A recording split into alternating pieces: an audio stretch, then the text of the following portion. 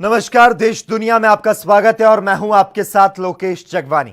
प्रधानमंत्री नरेंद्र मोदी ने कहा कि मैं देश को भरोसा दिलाना चाहता हूं कि हमारे जवानों का बलिदान व्यर्थ नहीं जाएगा। हमारे लिए भारत की अखंडता और संप्रभुता सर्वोच्च है और इसकी रक्षा करने से हमें कोई रोक नहीं सकता।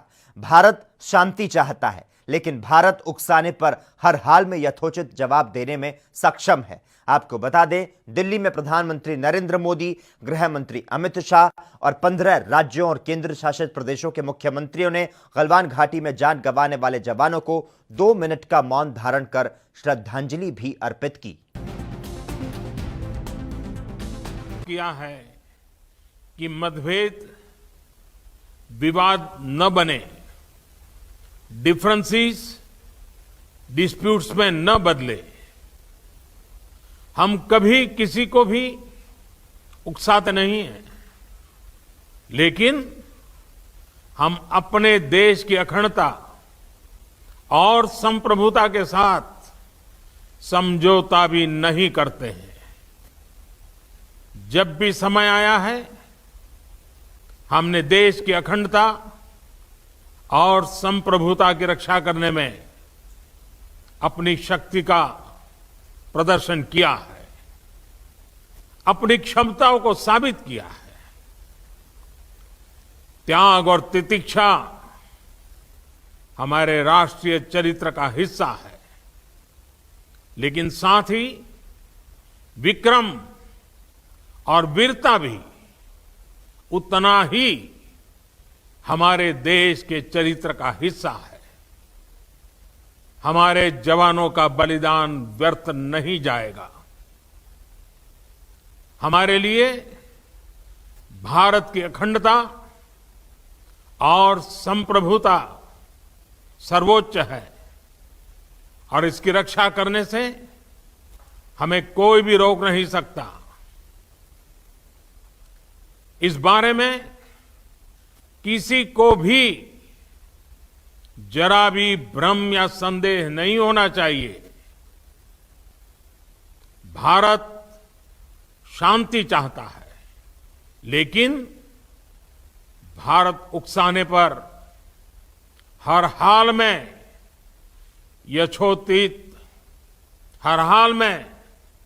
यथोचित जवाब देने में सक्षम है। भारत और चीन के बीच तनाव जारी है। दोनों देशों की सेनाओं के बीच हिंसक झड़प हुई और अब इस मुद्दे पर पीएम मोदी ने 19 जून को शाम 5 बजे सर्वदलीय बैठक बुलाई है। इस बैठक में भारत चीन सीमा विवाद पर चर्चा होगी। आपको बता दें, विपक्ष लगातार सरकार से सर्वदलीय बैठक की मांग कर रहा है और पीएम मोदी की चुप्पी पर सवाल उठाए जा रहे हैं। हालांकि सरकार लगातार सतर्क है और हाई लेवल की बैठकें लगातार की जा रही है। अब पूरा देश लगातार चीन से बदले की मांग कर रहा है।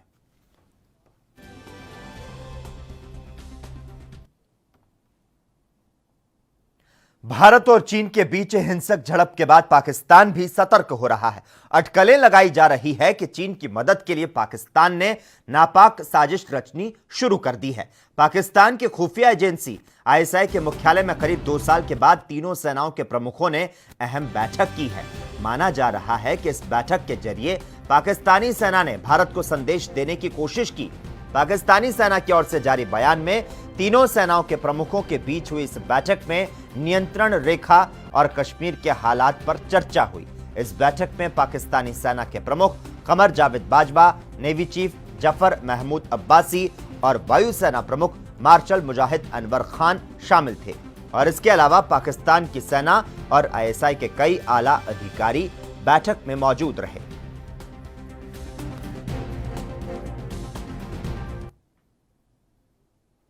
एशिया के 2 ताकतवर देशों भारत और चीन की सैन्य झड़प को लेकर अमेरिका भी चिंतित है। गलवान घाटी में हुई झड़प में दोनों पक्षों को जानी नुकसान हुआ और इस बीच अमेरिका ने दोनों देशों से शांतिपूर्ण तरीके से समाधान निकालने की उम्मीद जताई है। अमेरिका के विदेश मंत्रालय के प्रवक्ता ने कहा, भारत और चीन दोनों देशों ने तनाव को कम करने की इच्छा जताई और हम वर्तमान स्थिति के शांतिपूर्ण समाधान का समर्थन करते हैं।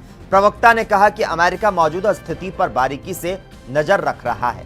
भारत के 20 जवानों की जान गंवाने पर उन्होंने कहा कि उनके परिवारों के साथ हमारी संवेदनाएं हैं।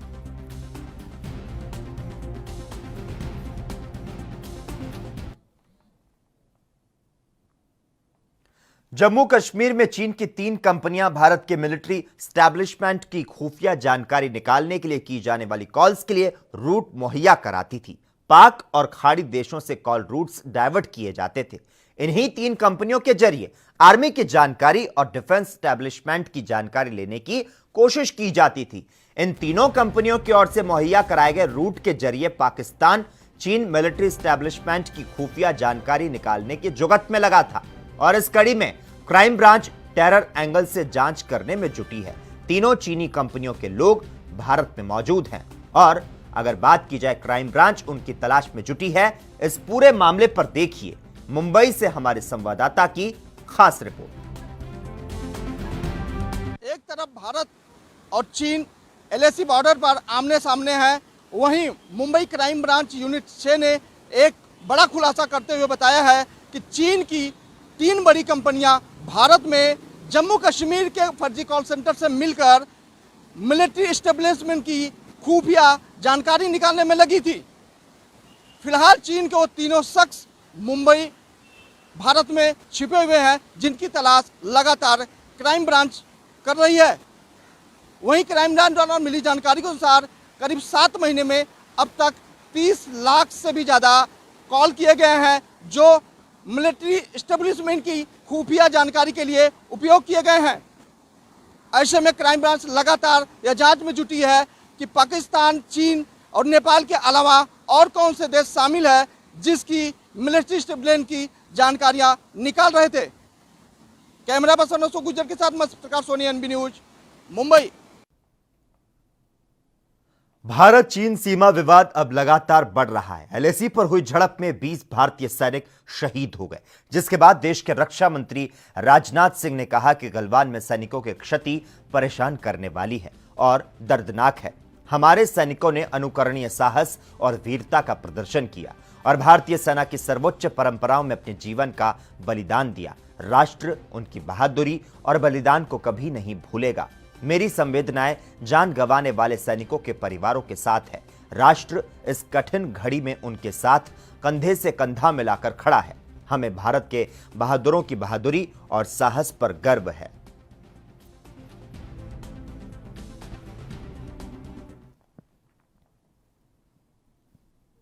गलवान घाटी में चीन के धोखे के बाद भारत अपनी सीमाओं पर पूरी तरह से सतर्क हो चुका है।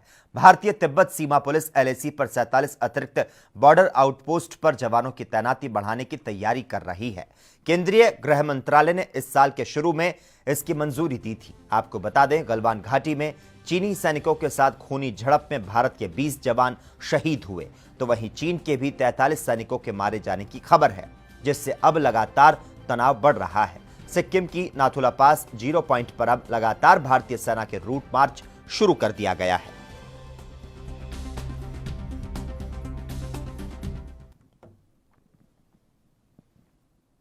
कुछ दिन पहले भारत ने अमेरिका को कोरोना से लड़ने के लिए दवाई दी थी। तब उसके बाद भारत की मदद करने के लिए अमेरिकी राष्ट्रपति डोनाल्ड ट्रंप ने पेशकश की थी, जिसके तहत अमेरिका ने भारत को 100 वेंटिलेटर सौंप दिए, जिनकी कीमत करीब $12 लाख है। भारत में अमेरिका के राजदूत केनेथ जस्टर ने यहां भारतीय रेड क्रॉस सोसाइटी के मुख्यालय में एक कार्यक्रम के दौरान 100 वेंटिलेटर की पहली खेप सौंपी, जिसके बाद सोसाइटी के महासचिव जनरल आर.के. जैन ने अमेरिकी सरकार को भारत की जनता की तरफ से शुक्रिया कहा।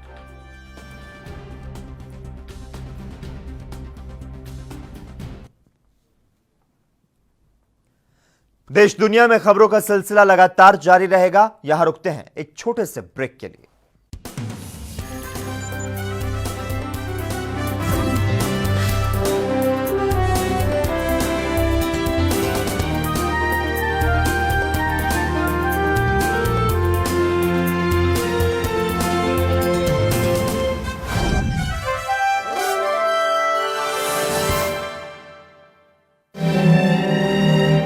सरहद पर खड़ा सीना ताने, ये देश उनका है जो है वतन के रखवाले।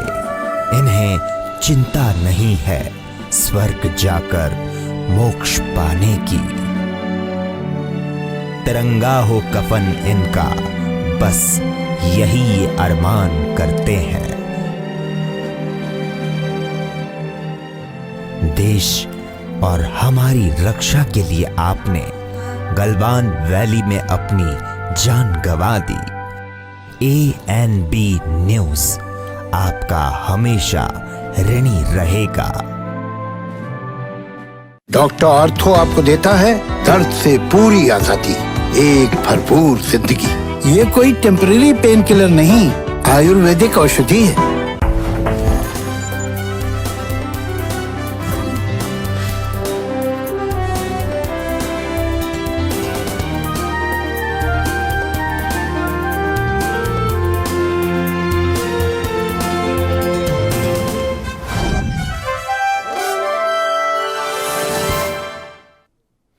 ब्रेक के बाद देश दुनिया में एक बार फिर से आपका स्वागत है। चीन की राजधानी बीजिंग में कोरोना संक्रमण के 31 नए मामले सामने आए, तो वहीं इन मामलों के बाद चीन की राजधानी में संक्रमित लोगों की संख्या बढ़कर 137 हो गई और संक्रमण के मामले लगातार बढ़ने के मद्देनजर यहां सैकड़ों घरेलू उड़ानें और ट्रेनें रद्द कर दी गई और 90,000 लोगों की जांच की जा रही है।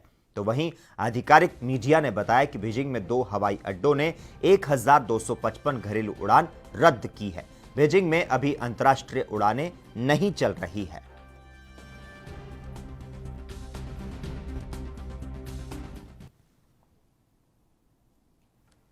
वहीं ब्राजील के स्वास्थ्य मंत्रालय ने जानकारी दी कि देश में कोरोना के 34,918 नए मामले दर्ज किए गए।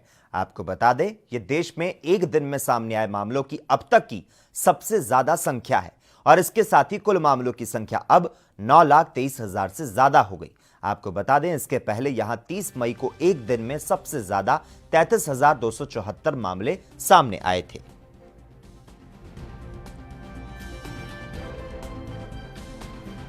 तो आपको बता दें, चीन की राजधानी बीजिंग में कोरोना संक्रमण के 31 नए मामले सामने आए, तो वहीं इन मामलों के बाद चीन की राजधानी में संक्रमित लोगों की संख्या जो है वह 137 हो चुकी है।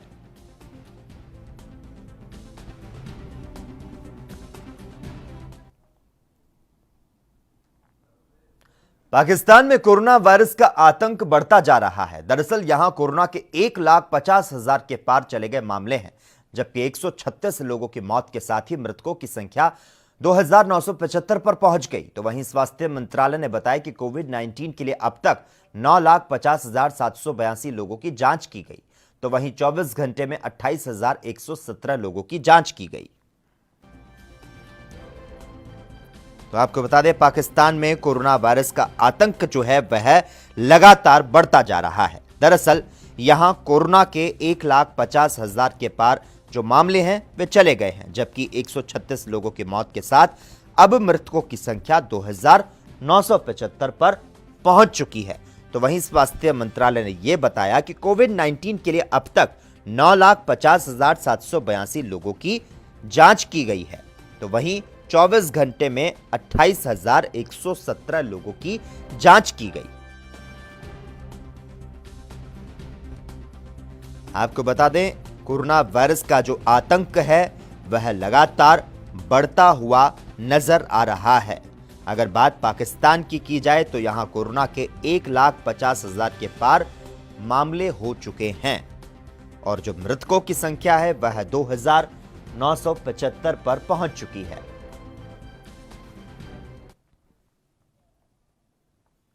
वहीं आरजेडी सांसद मनोज झा ने कहा कि 20 शहीद सवाल छोड़ गए। तो साथ ही उन्होंने कहा कि पीएम से आग्रह करूंगा कि संसद का विशेष सत्र बुलाया जाए।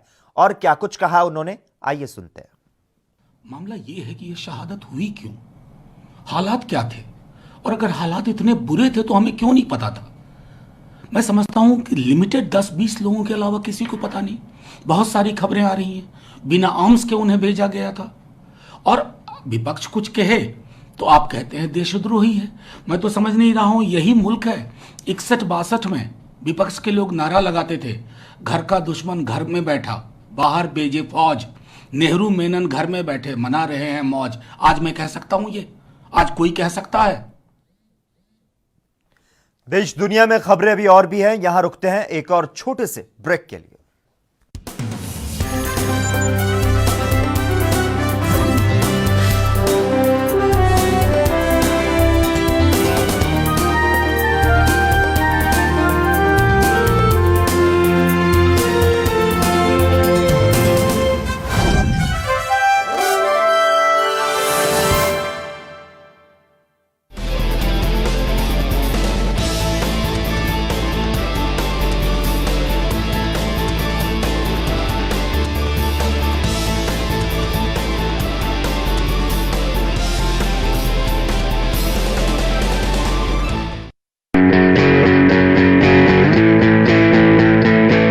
Online admissions in CMS for nursery to class 9 and provisional admission in class 11 are open at www.cmseducation.org.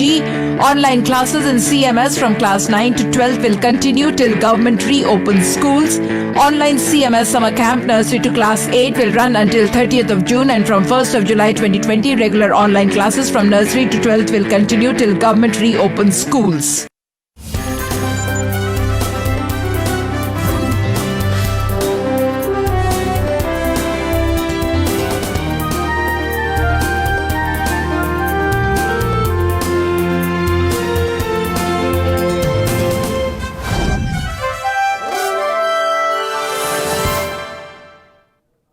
Break के बाद देश दुनिया में एक बार फिर से आपका स्वागत है। भारत चीन के बीच तनावपूर्ण माहौल बना हुआ है और इसी बीच भारत में सियासत भी गरमाने लगी है। भारतीय जवानों की शहादत के बाद कांग्रेस के पूर्व अध्यक्ष राहुल गांधी की ओर से किए गए ट्वीट पर अब बीजेपी भी कांग्रेस पर निशाना साध रही है। जम्मू कश्मीर बीजेपी के अध्यक्ष रविंद्र रैना ने कहा कि कांग्रेस ने हमेशा भारत के साथ गद्दारी की, कांग्रेस के कारण ही ये सारी समस्याएं बनी। कांग्रेस और कांग्रेसियों ने हमेशा भारत के साथ गद्दारी की है। यह कांग्रेस पार्टी है जिसने जम्मू कश्मीर का एक बहुत बड़ा भाग पाकिस्तान को दिया, पाकिस्तान के कब्जे वाला जम्मू कश्मीर। आज अगर वहां पाकिस्तान का गैरकानूनी कब्जा है वो कांग्रेस के कारण है, वो राहुल गांधी के खानदान के लोगों के कारण है।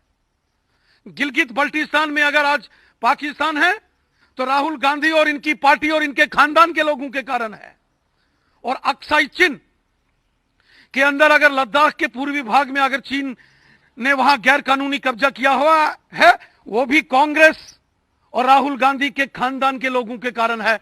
कांग्रेसियों ने और कांग्रेस पार्टी ने हमेशा भारत देश के साथ गद्दारी की है। चीन का और पाकिस्तान आतंकवादी अलगाववादियों का हमेशा कांग्रेसियों ने समर्थन किया है। कांग्रेस पार्टी के नेताओं में, इनके डीएनए में खराबी है। इन्होंने हमेशा भारत माता की पीठ पर छुरा घोंपा है। चीन का समर्थक हमेशा कांग्रेस पार्टी ने किया है। राहुल गांधी और उनकी पार्टी के किसी नेता को कोई अधिकार नहीं है इस किस्म की बातें करने का। कांग्रेस ने ही चीन को, पाकिस्तान को जम्मू कश्मीर और लद्दाख के क्षेत्र दिए। राहुल गांधी के खानदान के लोगों ने ही पाकिस्तान और चीन को जम्मू कश्मीर के क्षेत्रों में कब्जा करने दिया। कांग्रेस की गलत नीतियों के कारण। भारत चीन की सीमा से दुखद समाचार मिला। पहले कहा जा रहा था कि बातचीत हुई और स्थिति कंट्रोल में है, लेकिन जो घटना हुई वो सामान्य नहीं। और क्या कुछ कहा, आइए आपको सुनाते हैं। देखिए, दुखद समाचार लद्दाख से आया, भारत और चीन की बॉर्डर से। और पहले निरंतर ये कहा जा रहा था कि कोई बहुत अधिक समस्या नहीं है। दोनों सेनाओं के तरफ से बातचीत भी हो रही थी। पहले कोर कमांडर के लेवल से बात हुई, फिर उसके नीचे स्तर से बात हुई, और निरंतर ये बताया जा रहा था कि स्थिति कंट्रोल में है। यहाँ तक कि हमारे सेना अध्यक्ष ने भी कहा कंट्रोल में है और वार्ता चल रही है। लेकिन कल जो घटना हुई वो गंभीर है, वो साधारण सी सामान्य नहीं है। ये जो चीन की तरफ से जो फैलाववादी, विस्तारवादी नीति है, ये उसी का नतीजा है। गलवान वैली में वो कभी भी विवाद में नहीं रहा और ना ही कभी पहले चीन के द्वारा उसको क्लेम किया गया।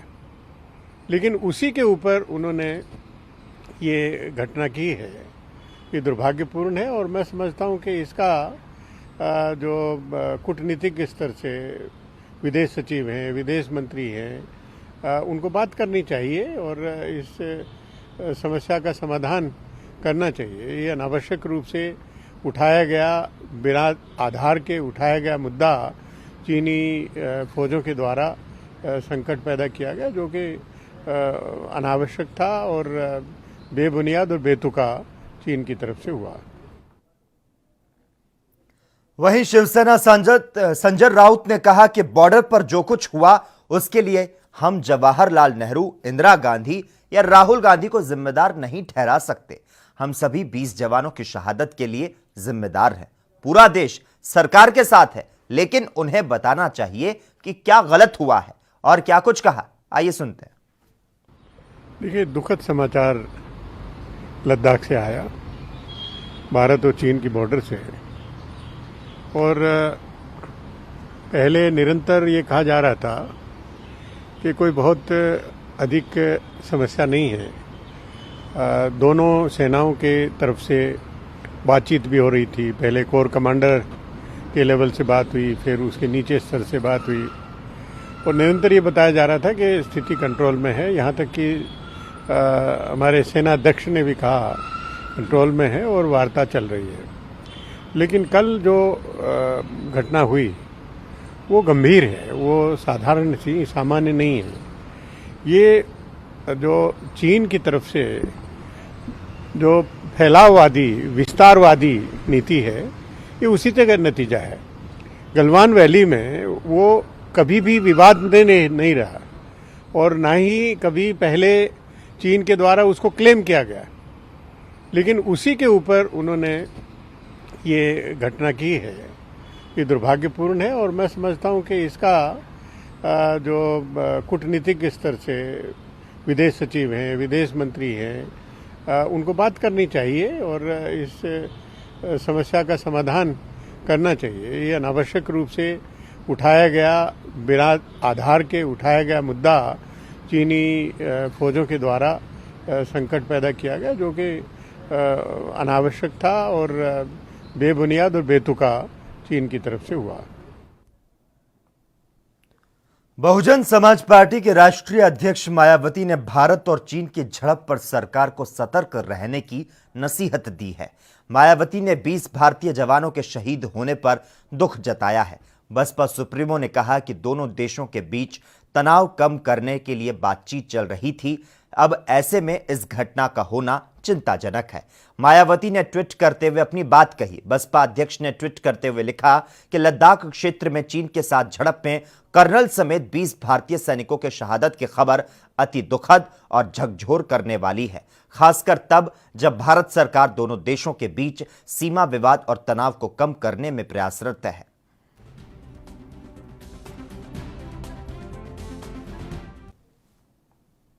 और इसी के साथ ही देश दुनिया में इतना ही, लेकिन तमाम अहम खबरों के लिए लगातार आप जुड़े रहिए और देखते रहिए ANB न्यूज़।